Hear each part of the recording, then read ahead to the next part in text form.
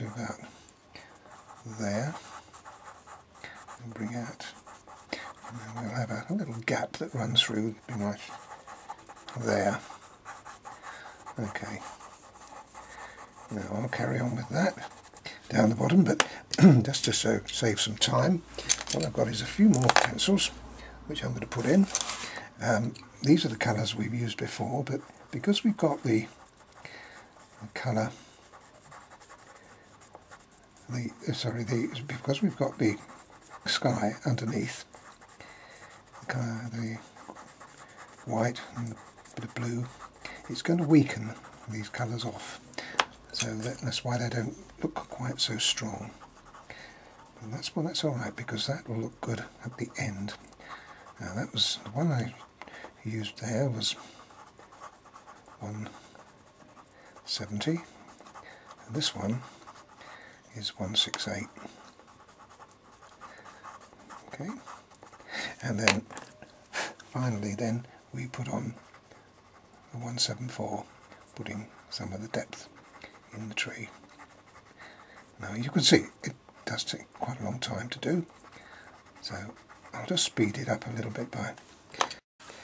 Now with a knife sharp point we can put in ever so lightly indication of branches. See how effective that is?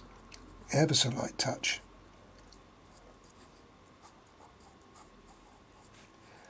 That's probably a little bit thicker there, so we indicate that that'll do. Now we complete the rest of that bit. What I'm going to do is bring it down to the level, that's the line that I've got that indicates the meadow or the grass behind the church, and that's the trees. So you've got to go, I'm going to put in there a little bit of ivory. I want to avoid putting it into the gravestones, otherwise they'll weaken them. And then on top of that, a little bit of green. That gives us somewhere to work to, like that. Okay, so that's going to stay light. If I want it a little lighter for the moment, I can put a bit more ivory on top of it. And that'll be the point that we'll work to with the trees. Right, well, that's more or less filled in as I said I would. Now what I'm doing now is putting a little bit of a lighter colour. This is a 104 light green, just to give us a little bit of variation at the bottom of the tree line. It's suggesting, you see, the trees are in the background and these are bushes. We don't want to do too much detail in because it's going to spoil. But you'll see when we finish the picture how nice that actually does look. We can probably afford a little bit of that light in the tree too. This is. Now, over here, do you remember when I first started this, I said we'd need to have some of the sky colour taken off or not put in, and we can now start the ball rolling and putting it into the areas that don't have the sky colour. There's a little bits of white. Any little bits of white, what we do is we skirt around it like that. Now that area there is going to basically be a dark trunk and branches coming off, so we need to be slightly lighter with that. And as you come round, we've also got to think of design of tree. We don't want to make it like a too pat, so it's got to have areas that come out and areas that come in. So you've got a random design with any tree foliage, and we've got to bear that in mind. Now, as you can see, long old job again, so you'll have to come back to me when I've completed this section. So I'm going to do the whole of this area. Now that's all the 1/6 put in, and now I'm using 170. Now the idea is to try to fill up as many of these little holes where the paper's showing through as possible. You see, I put a little line around here with the darker green pencil. It's 174 pencil, just to give me the edges. So what I'm doing now is trying to fill up as many of those as I can. Now, this area here will be completed later on. All I'm concerned with at the moment is getting the bulk of the tree in. Now now you can see the difference between the two.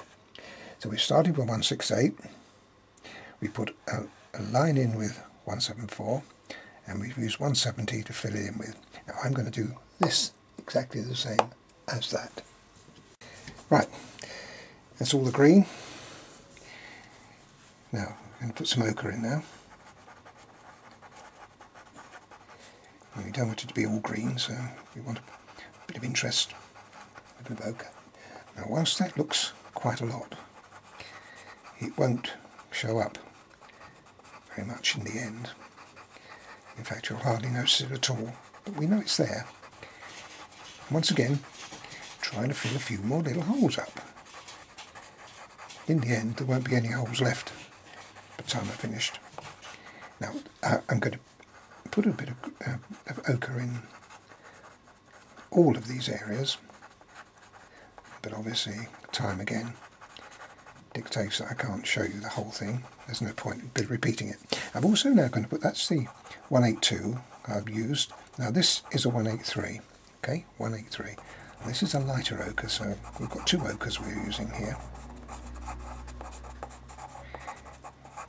It's all building up nicely, although you won't appreciate that at the moment.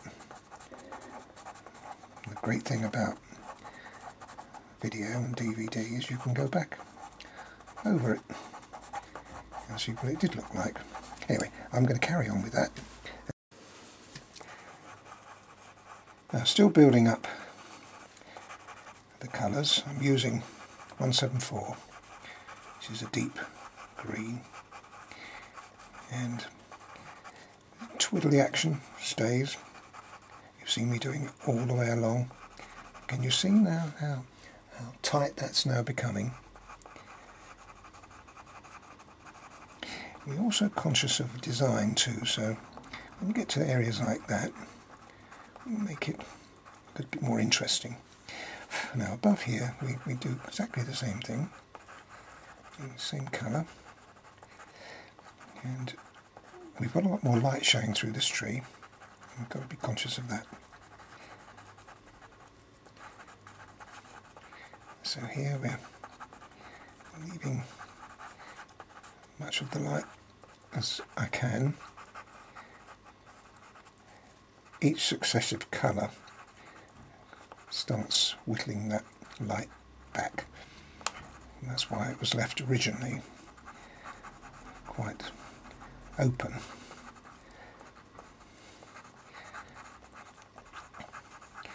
This is what makes it so difficult, really, the trees, because they can look very artificial if you're not careful. So you have to be conscious all the time that you're producing this random effect.